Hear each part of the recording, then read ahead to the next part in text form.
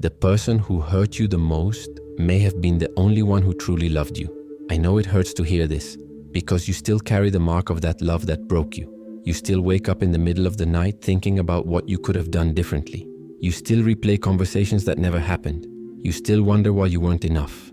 And society has taught you to call this getting over it, as if it were just a matter of time, as if it were enough to delete the photos, block the number, and move on. But you know that's not how it works, because the breakup isn't just about the person's absence. It's about what you saw in yourself when they left. And that's where the truth lies that no one has the courage to tell you. The love that breaks you doesn't destroy you.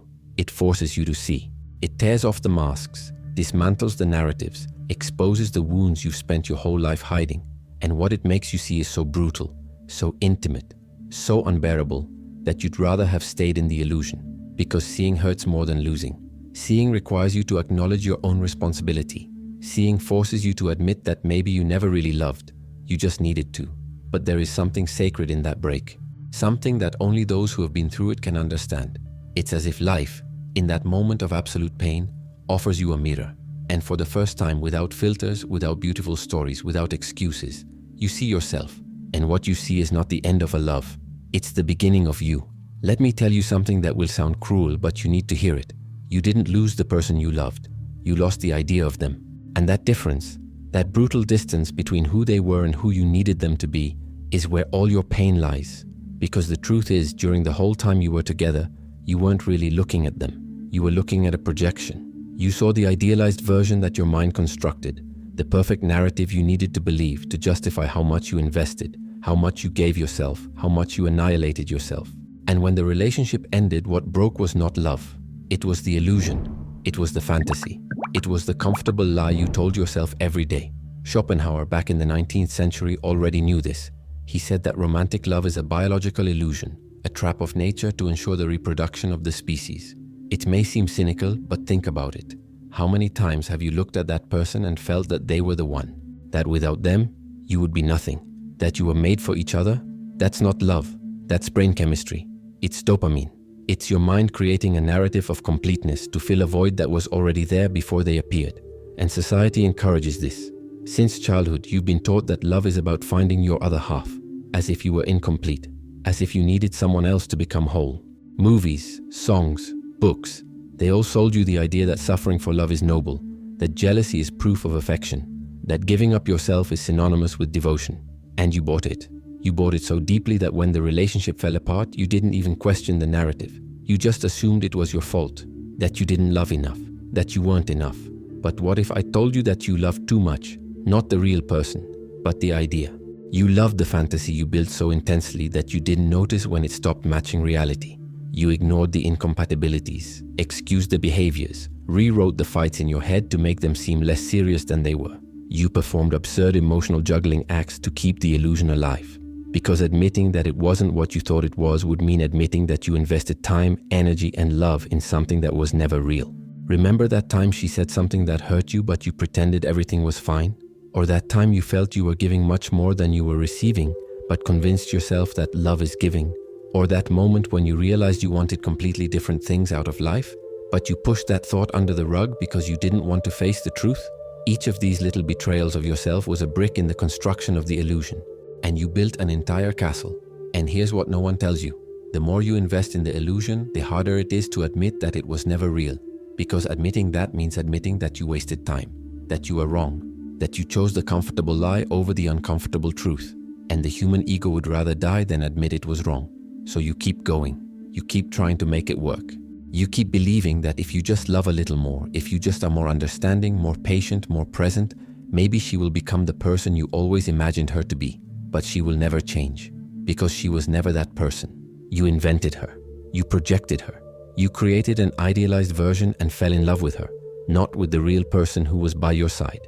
And the most painful thing of all is that while you loved the idealized version, you didn't even know the real person. You were so busy maintaining the fantasy that you never stopped to ask, who is she really? What does she really want? What does she really feel? You were so focused on what you needed her to be that you never gave her space to be who she really was. And when the breakup finally happens, when the person leaves, when the truth becomes undeniable, you don't just feel the pain of loss. You feel the shame of the illusion. You feel anger at yourself for not seeing it sooner. You feel the emptiness of realizing that everything you called love was, in fact, a silent negotiation. I pretend that you complete me. You pretend that I am enough for you, and neither of us has to look at our own emptiness. But here's the part that no one prepared you to understand. This breakup, this unbearable pain you're feeling right now, is the first moment of truth you've had in a long time. Because when the mirror breaks, when the illusion crumbles, you can finally see what was hidden behind it. And what you see is not the person who left. It's you. It's the wound you were trying to heal through them. It's the pattern you repeat in every relationship. It's the version of yourself you abandoned to fit someone else's expectations. The break hurts because it forces you to confront the most brutal truth of all. You didn't lose the love of your life. You lost your protection against yourself. And now, without the distraction, without the illusion, without the comfortable narrative, you are alone in front of the mirror. And for the first time, you need to look. You need to see what has always been there, waiting to be recognized. And that, my friend, is the beginning of everything. And what do you see when you finally look? You see a pattern that has been repeating itself since your first relationship. Since the first time you felt that, I finally found someone who understands me feeling. Because the truth is, you always choose the same type of person. You just change the face, the name, the context. But the essence is always the same. And it's not a coincidence. It's unconscious. Carl Jung devoted much of his life to studying this, what he called the shadow. The shadow is everything you don't want to see in yourself. It's the personality traits you've repressed, the needs you've denied, the parts of yourself that society has taught you to hide. And here's the trick. We don't fall in love with those who are compatible with us. We fall in love with those who mirror our shadow, with those who exaggerate everything we have repressed. If you grew up being the responsible one, you will fall in love with the chaotic one. If you learn to nullify yourself, you will fall in love with the selfish. If you are afraid of abandonment, you will fall in love with the inaccessible. Because deep down, you are not trying to find someone who completes you. You are trying to integrate through the parts of yourself that you have rejected. You are trying to heal through love, wounds that even you don't know you have. And that explains why you always return to the same type of relationship. Why? Even though you promise yourself that this time will be different, you end up repeating the same dynamic. Because you are not choosing consciously. You are reacting to an unconscious pattern that was instilled in you a long time ago. Probably in childhood. Probably with the first people who taught you what love is. Think about it. What was the love you received as a child like? Was it conditional or unconditional? Did you have to behave in a certain way to be loved? Did you have to suppress your needs so as not to bother anyone? Did you learn that love means sacrifice? That love means keeping quiet? That love means always being available, always giving in, always being understanding, even when you're falling apart inside? Because if you learn that, you will reproduce it. You will seek relationships where you need to prove your worth, where you need to strive to be chosen, where love is a negotiation, not a presence. And when that relationship ends, you will think that the problem is you, that you weren't enough, that if you had done more, loved more, annulled yourself more, maybe it would have worked out. But the truth is different. The truth is that you were trying to solve, through this person, something that they never had the power to solve. You were trying to receive from them the love you didn't receive before. You were trying to heal, through them, the wound of not being seen, of not being chosen, of not being loved the way you needed to be loved when you were still small and vulnerable and dependent. And here's what hurts the most. You chose this person precisely because they couldn't give you what you needed. Because unconsciously you knew they would repeat the pattern. That they would make you feel again the same rejection, the same abandonment, the same inadequacy that you felt back then. And why on earth would you do that? Why would anyone choose to relive their own pain? Because the human mind has an unhealthy need to resolve what was left unresolved. If you were abandoned as a child, you will look for someone who can abandon you again. Only this time, you believe you can control the outcome. This time, you can be good enough. This time, you can make it work. It's as if you're trying to rewrite history, trying to prove that you are worthy of love from the beginning. But what you don't realize is that you're just recreating the trauma, not healing it. And she failed. Of course she failed. Because no one can heal a wound that isn't theirs. No one can give you what you should have received 20, 30 years ago. No one can fill a void that was created before she existed in your life. But you didn't know that. You thought that finding the right person would be enough. You thought love was the answer. And when it wasn't, when she left, when you were left alone with your pain, you didn't blame the pattern. You blamed yourself. You started to believe that there was something fundamentally wrong with you. That you were hard to love. That you were too intense, or too cold, or too needy. And with each relationship that ended, that belief solidified a little more, until you started to carry it around as an absolute truth about who you are. But it's not true. It's just a pattern you learned, and what has been learned can be unlearned. But here's what you need to understand. The person who left didn't hurt you because they were bad. They hurt you because they showed you the truth. They showed you that you were trying to use love as anesthesia, that you were using the relationship as an escape, that you preferred to lose yourself in another rather than find yourself. And when they left, when the anesthesia wore off, the pain you felt wasn't just the pain of loss. It was the pain of all the times you abandoned yourself, of all the times you betrayed yourself so you wouldn't be alone, of all the times you pretended everything was fine when inside you were screaming.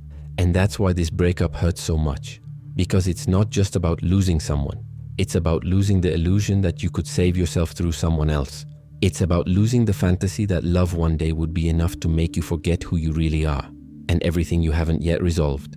But now, without that illusion, you are faced with a choice. You can keep repeating the pattern, looking for the next person who will make you feel the same way. Or you can finally stop and look and understand what all of this is trying to tell you. And when you stop, when you finally allow yourself to look without fear, the first thing that appears is not clarity. It's confusion. It's anger. It's a question you never wanted to ask. Why do I always make the wrong choice? Why do I always end up in the same place, feeling the same pain, with different but essentially the same people? And the answer to that question isn't in the person who left. It's in you. It's in the parts of you that you never wanted to acknowledge. Carl Jung devoted much of his life to studying this, what he called the shadow. The shadow is everything you don't want to see in yourself. It's the personality traits you've repressed, the needs you've denied, the parts of yourself that society has taught you to hide. And here's the trick. We don't fall in love with those who are compatible with us. We fall in love with those who mirror our shadow, with those who exaggerate everything we have repressed. If you have spent your life being the strong one, you will fall in love with someone who is fragile. If you have learned to be invisible, you will fall in love with someone who demands constant attention. If you've stifled your anger, you'll fall in love with someone who explodes. If you've repressed your spontaneity, you'll fall in love with someone who is chaotic. And here's the cruel trick. You don't do this because you want to suffer. You do it because unconsciously you're trying to integrate these lost parts of yourself. You're trying to become whole through the other person. But it doesn't work that way. Because what you love about her, that spontaneity, that intensity, that freedom you never allowed yourself, is also what will hurt you. Because you never learned how to deal with it. You only learned to repress it. So you try to control her. You try to mold her. You try to turn her into something more balanced, more mature, more like you. And when she resists, when she refuses to give up her essence to please you, you feel that she doesn't love you enough. But the truth is that she's just being who she's always been. And you're trying to kill in her exactly what attracted you in the beginning. And this creates a destructive dynamic that you both feed without realizing it. You fall in love with the difference, but then demand conformity. You love her freedom, but then try to imprison her. You admire her intensity, but then complain that it's too much. And she, in turn, is probably doing the same to you. You are both trying to turn the other into what you need, without realizing that what you really need is to transform yourselves. You are using the relationship as a laboratory to try to heal wounds that existed before you met. And when the relationship ends, when the dynamic finally becomes unsustainable, you don't understand why. You think it was a problem of communication, timing, circumstances, but it wasn't. It was a problem of incompleteness. You entered the relationship hoping she would fill the voids you didn't have the courage to fill yourself. And she did the same. And you both spent months, maybe years, trying to extract from each other something that neither of you had to give. And there's more. The breakup also reveals what you were running away from. Because while you were focused on her problems, her needs, on saving the relationship, you didn't have to look at your own life. You didn't have to confront the job that suffocates you, the vocation you abandoned, the dreams you postponed indefinitely. The relationship was the perfect distraction. It was the perfect excuse. I can't change careers now, I need stability for us. I can't take risks, I have responsibilities to us. I can't prioritize myself, it would be selfish. How many times have you said these phrases? How many times have you used the relationship as an excuse not to do what you really wanted to do? How many times have you sacrificed your dreams on the altar of shared security, pretending it was love when in fact it was fear? But now she's gone. And all those excuses went with her. And you're alone with the truth. You weren't living your life. You were living a safe, acceptable, convenient version of your life. And the relationship was the perfect alibi for never having to confront that. It was easier to blame circumstances. I can't do that because of the relationship. than to take responsibility for the fact that you were simply afraid. Afraid of failing, afraid of disappointing, afraid of discovering that maybe you're not as special as you'd like to believe. And now, without the relationship, without the excuse, you have to look at all of that, at all the dreams you kept in the drawer, at all the promises you made to yourself and never kept, at all the versions of yourself you killed to fit into the life you built, a life that you now realize was never really yours. The breakup reveals that you were using love as a refuge, as anesthesia, as a way to avoid the responsibility of becoming who you really are. And now, without that refuge, you have to decide, will you keep running away, looking for the next person, the next relationship, the next distraction, or will you finally stop and do what you should have done a long time ago? Look inside, recognize the patterns, and understand that no love will save you from yourself. Because here's the truth that no one wants to hear. You attract what you are, not what you want. If you are someone who doesn't respect yourself, you will attract someone who doesn't respect you. If you are someone who abandons yourself, you will attract someone who abandons you. If you are someone who doesn't know yourself, you will attract someone who is equally lost. And you two will create a relationship based on mutual need, not mature love. And it will go wrong. And it will hurt. And it will break you. And maybe, just maybe, that's exactly what needed to happen. Because you were so comfortable in the illusion, so settled in the escape, so invested in the fantasy that only a break of this magnitude could wake you up. Only pain of that magnitude could force you to stop pretending, to stop procrastinating, to stop hiding behind someone else and finally face the only person you were really running from, yourself. And that is the most brutal revelation of all, that the breakup didn't come from outside. It came from within. It had been waiting to happen since the day you chose to lose yourself in someone else instead of finding yourself. Because the hardest truth of all is this: you don't know how to love. And I'm not saying that to hurt you. I'm saying it because it's true. And it's true not because you're incapable, but because no one ever taught you. Society taught you to romanticize love. It taught you that love is sacrifice. It's giving up yourself.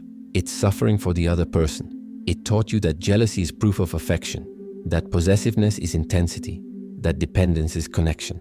It sold you a distorted, immature, sick version of what love should be, and you believed it. Soren Kierkegaard in the 19th century wrote about this in a brutal way. He said that most people live in despair without even realizing it. They are desperate to be loved, desperate not to be alone, desperate to prove their worth. And that despair, that unbearable need for external validation, is the opposite of love. Because true love requires freedom, and freedom requires that you be whole on your own, that you don't need someone else to feel complete, that you choose to be with someone, not because you need to, but because you want to. But you never learned that. You learned that being alone is failure, that a relationship is an achievement, that you need someone else to be happy.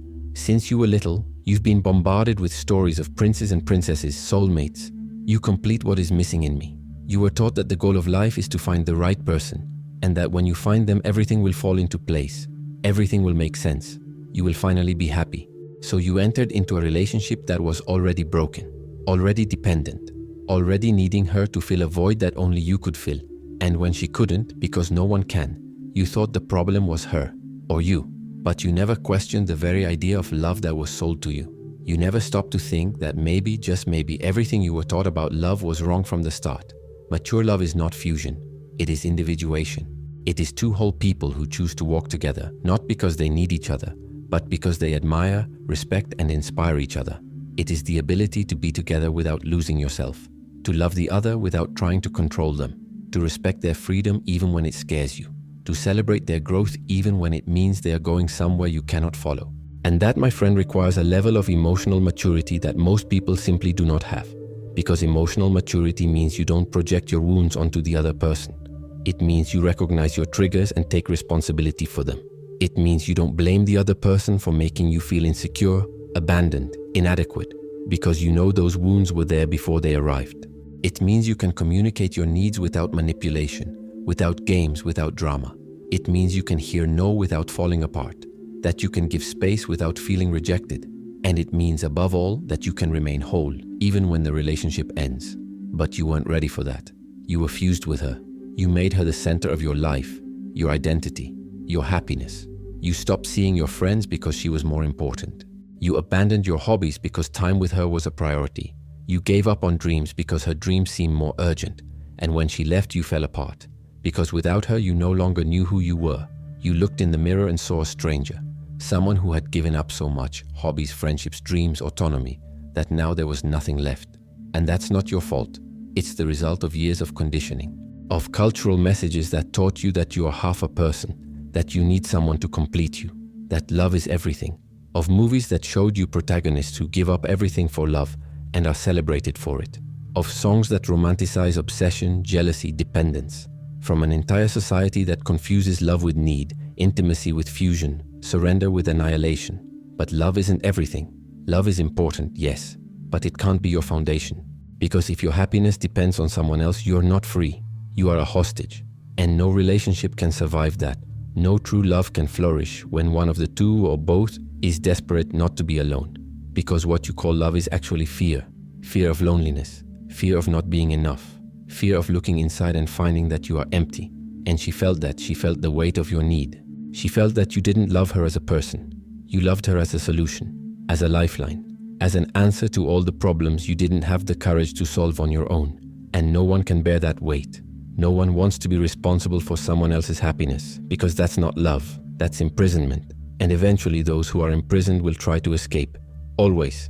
And if you're reading this and feeling a tightness in your chest, it's because part of you knows this is true. Part of you always knew. But it was easier to believe that all you had to do was find the right person, that all you had to do was love more, that all you had to do was try harder. It was easier than admitting that the problem wasn't with the person. It was in you. It was in your inability to love yourself first, to know yourself first, to become whole first. But here's the good news. Now you know. And knowing is the first step, because you can't change what you don't recognize. You can't heal what you don't see. And the break, that brutal, painful, unbearable break, was what forced you to see. It was what tore you away from the illusion and threw you into the truth. And the truth, as painful as it may be, is the only place where transformation can begin. It's the only place where you can finally stop repeating the same mistakes and start building something different, something real, something true, something that for the first time is truly yours. And this is where everything changes. This is where pain ceases to be just suffering and becomes something greater, something sacred. Because Schopenhauer was right when he said that it is through pain that we become conscious. Happiness, pleasure, comfort, they keep you asleep. They make you believe that everything is fine, that you're on the right path, that you don't need to change anything. But pain wakes you up. Pain forces you to look. Pain doesn't let you pretend that everything is fine when it's not.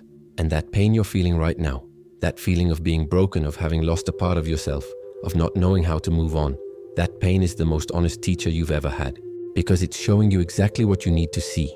It's showing you where you lost yourself, where you betrayed yourself, where you gave up on yourself. And it's telling you brutally but necessarily, you can't go on living like this. You can't keep giving yourself up for love. You can't keep ignoring your needs, your limits, your dreams just to keep someone close. You can't keep accepting crumbs of affection and pretending it's enough. You can't keep being less than you are just to fit into someone else's life. Because every time you do that, you die a little. And one day you look in the mirror and no longer recognize who is there. You see someone who has betrayed every promise they made to themselves. Someone who gave up every dream so as not to lose someone who in the end lost you anyway. The pain is forcing you to recover those lost parts of yourself.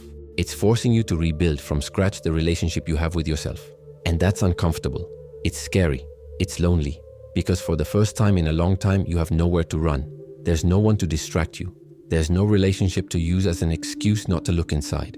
You are naked before yourself. And that at first feels like punishment. It feels like punishment for not being good enough, for not loving enough, for not being able to make it work. But it's not punishment. It's liberation. Because for the first time, you have the opportunity to build a life that is genuinely yours. Not a life shaped by her expectations. Not a life conditioned by the fear of losing her. Not a life lived on tiptoes so as not to disturb. A real life. A whole life. A life where you can finally be who you always should have been. And at first it seems unbearable. It seems like you won't be able to take it. It seems like it would be easier to run into someone else's arms, start all over again, try to fill the void with a new illusion. And there will be nights when you'll want to do just that. You'll pick up your phone, you'll open the dating app, you'll look for someone, anyone, just so you don't feel the weight of loneliness crushing your chest. But if you do that, if you run away now, you'll just repeat the cycle. You'll choose someone similar, you'll make the same mistakes, you'll feel the same pain, and you'll remain stuck in the same pattern until the day you finally have the courage to stop, to look, to stay. Stay with the pain. Stay with the emptiness. Stay with the loneliness. Not because you like it, but because it's the only way through. Because pain is not your enemy. It is your ally. It is trying to heal you. It is trying to show you where you need to grow. It is trying to teach you what no book, no therapist, no advice could ever teach you. Who you really are when you are not trying to be what someone else expects you to be. And when you stop resisting, when you finally allow yourself to feel everything, the sadness, the anger, the fear, the emptiness, the shame, the regret, something changes. Not suddenly, not magically, but little by little. You begin to realize that you can survive on your own, that you don't need someone else to feel whole, that loneliness is not punishment. It is space. Space to rediscover yourself, to rebuild yourself, to become who you always should have been. And in the process, you discover things about yourself that you never knew. You discover that you are stronger than you thought, that you are capable of feeling deep pain and still carrying on, that you can be broken and still be whole, because the break didn't destroy you. It just revealed the cracks that were always there. And now for the first time, you can start to fix them, not with someone else's love, but with your own. You start doing things for yourself, small things at first, a walk alone at dawn, a hobby you had abandoned, an honest conversation with someone you had pushed away, a project you had shelved. And each of these small actions is a brick in the rebuilding of who you are. Each one is a promise you make to yourself. I will not lose myself again. I will not betray myself again. I won't abandon myself again. Not for anyone, not even for myself. And when you reach that point, when you finally understand that the pain didn't come to destroy you, but to rebuild you, everything changes. Because you're no longer trying to escape, you're trying to learn. And life can finally teach you what it always tried to. It can show you that you've always been whole, that you never needed anyone else to complete you, that the love you were looking for outside was all along waiting inside you, and that this break, this brutal, painful, transformative break, was the greatest gift you could have received, because it gave you back to yourself. And then something happens that you didn't expect, something that no one warned you would come. You stop waiting for her to come back, not because you forgot, not because it stopped hurting, but because for the first time you understand that you no longer need it. You understand that what ended needed to end, that love, as intense as it was, as real as it seemed, was built on fragile foundations, on need, on illusion, on two people who didn't know how to love each other because they never learned to love themselves first. And that understanding doesn't come with relief, it comes with grief, because you're not just burying the relationship, you're burying the version of yourself that believed you needed someone else to fully exist. You're burying the fantasy that love would save you. You're burying the wounded child inside you who spent their whole life looking for in others what they never received at home. And burying all of that hurts more than losing the person, because it is the death of an entire identity, but it is also the birth of another. Because in the empty space that remains when you stop trying to fill the void with another person, something new begins to grow. Something that was always there, but that you never gave space to flourish. You, the real you. Not the performative version you presented in the relationship. Not the edited version you thought you needed to be in order to be loved. But the raw, imperfect, contradictory human version of you. And you begin to get to know this person again. Or maybe for the first time, you discover that you like being alone. Not because it's cool or because it's personal growth, but because for the first time in a long time, you don't have to manage someone else's emotions. You don't have to adapt to her moods, her needs, her expectations. You can just be. And that simplicity after so long feels revolutionary. You start to rebuild your life, not around someone else, but around yourself. You go back to doing the things you gave up. You reconnect with friends you left behind. You explore interests you put aside because she didn't share them. And in the beginning, each of these things carries a weight of melancholy. Because you do everything alone, because she's not there to share it. But little by little, the melancholy gives way to something different. Something you haven't felt in a long time. Freedom. Freedom to be whole without having to explain yourself. Freedom to change your mind without fear of disappointing someone. Freedom to grow in directions you didn't even know existed. And you realize that this loneliness that scared you so much is not empty. It is fertile. It is the soil where you can finally plant the seeds of who you really want to be. And there comes a moment, you don't know exactly when it happens, when you realize that you no longer think about her all the time. You spend hours, maybe whole days, without remembering her. And when you do remember, it doesn't hurt the same way. It's no longer that sharp pain, that feeling of being torn apart inside. It's a gentle sadness, a nostalgia, a strange gratitude for everything that happened, even though it hurt. Because you understand now that that pain was necessary. You look back and see the pattern clearly. You see how you repeated the same dynamics in every relationship. You see how you always chose people who couldn't give you what you needed. You see how you always lost yourself trying to be enough for someone else. And you understand that it wasn't their fault. It was the only way you knew how to love. But now you know differently. Now you know that love is not self-destruction disguised as devotion. And for the first time, you can imagine a different future. Not a future where you find someone who will fix everything, but a future where you are whole enough to choose someone consciously, not desperately. A future where you can love without losing yourself, where you can be together without losing yourself, where you can build something real because you both chose to be there, not because you need each other to survive emotionally. And you realize that this break, this brutal break that you thought would destroy you, actually rebuilt you, not in the way you imagine. It didn't turn you into someone immune to pain, someone cynical, someone who gave up on love.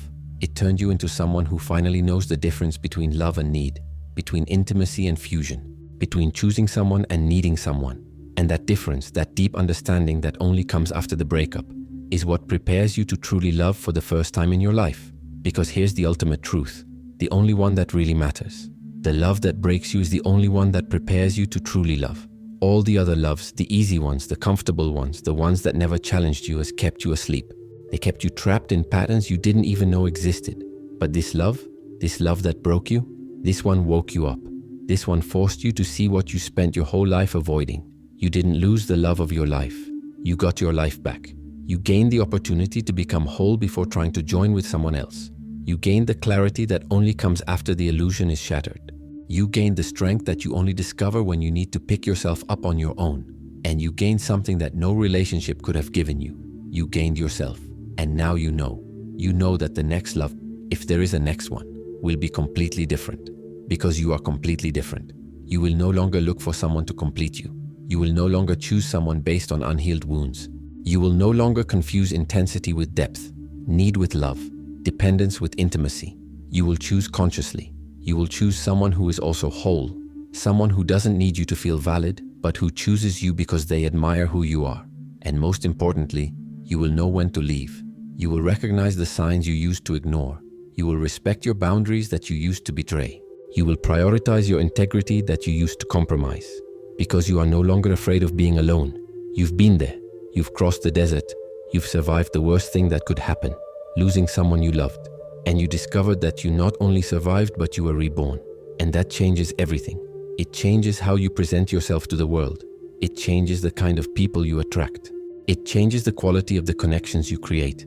Because when you don't need external validation, you stop performing. You stop trying to impress. You stop hiding the parts of yourself that you think are unacceptable. You simply exist. And the right people, the whole people, recognize that. They recognize someone who isn't trying to use love as an escape. Someone who is there because they want to be, not because they need to be. But even if you never find another person, even if you choose to be alone, you'll be okay. Because you finally understand that wholeness doesn't come from outside. It was always inside. You just needed to stop looking outside long enough to look inside. And what you found there, beneath all the pain, all the confusion, all the despair, was something unshakable. It was you, whole, real, enough. The love that breaks you is the love that teaches you that you never needed to be broken, to be fixed by someone else. You just needed to break yourself to rebuild yourself. And that rebuilding, that painful, lonely, transformative journey, is true love. Self-love. The only love that no one can take away from you. The only love that once achieved changes everything. So yes, that love hurt you. That love broke you. But that love also showed you who you really are when the masks come off. It showed you what you are capable of when you have nowhere to run. It showed you that you can lose yourself completely and still find yourself again. And that is the greatest proof of love that life could have given you. Not the love of another person, but the opportunity to learn to love yourself. And now you carry that with you. That wisdom that only comes from pain. That strength that is only born of fragility. This clarity that only comes after confusion. You carry the certainty that you can survive any break because you've already survived the worst. And you carry the silent promise you made to yourself. Never again. Never again will you betray yourself for love. Never again will you lose yourself in another person. Never again will you confuse dependence with devotion. Because the love that breaks you did not destroy you. It freed you. It freed you from the need to be loved in order to feel whole. It freed you from the illusion that someone can save you. It freed you from the prison of living for someone else's approval. And it gave you something more valuable than any relationship. It gave you back to yourself, whole, conscious, free. And that's the truth no one told you about pain. It didn't come to end you. It came to restart you.